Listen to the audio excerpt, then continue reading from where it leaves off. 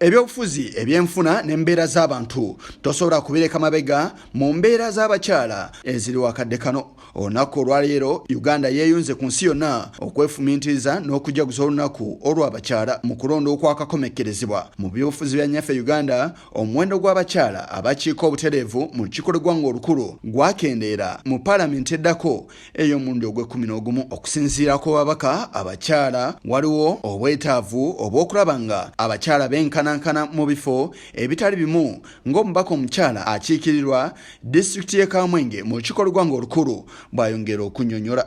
Uganda signed a convention of equity. I will just give an example of Namibia. They call their system of governance, they put there something like what they call zebra. Why? That every level of decision making, we should have a man and a woman. So that when you are in parliament, the side of women, in case you have gender issues, you can also convince men who are gender sensitive to give you a backing, and then you will be able to pass those. Expect that women is for the number of people, because we are really looking at 50-50 representation at all levels, not only 30 as it is now. Because like my colleague said, and like we all know, really women are the majority in this country. We constitute 51% of the population. So if anything, we should also be having more women than men in leadership. Abasajja nga banoonya obululu mubeeramu n'okukuba emundu n'okukuba ebikonde. So bw'osanga ebintu ng'ebyo oluusi abakyala kibalema. Kwegamba twagala embeera eritali lya kutabanguka tusobole okunoonya obululu. Ku bifo ebirondeddwa mu Palamenti ey'omulundi ogw'e11, omuwendo gw'ababaka abakyala gwakendeera bw'ogeraageranya ne Palamenti eziyise. Okusinziira ku mbaka Dorothy Nshaija, kino kireeteddwa ekirwadde kya COVID-19 ekyakosa nnyo ebyenfuna n'abantu abalala. Nga za bizinesi zeetaagamu akasente akawera, ate bamama baffe be babadde balabirira amaka ebiseera bino nga abasajja oluusi abamu tebakyakola, bamama babalina kulaba waka waliwo sabbuuni, waliwo omunnyo, waliwo sukaali, abaana balina kulya. Kati obusente obw'abakyala babuteeka kulabirira waka.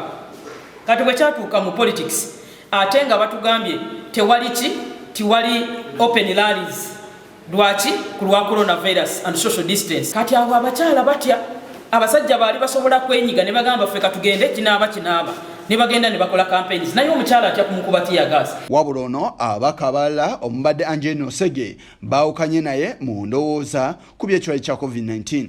Okusinziira ku bo bagamba nti waliwo ensonga endala nnyingi esaanidde okwetegerezebwa nga lwaki omuwendo gw'ababaka gukendedde. Endowooza mu Uganda egamba nti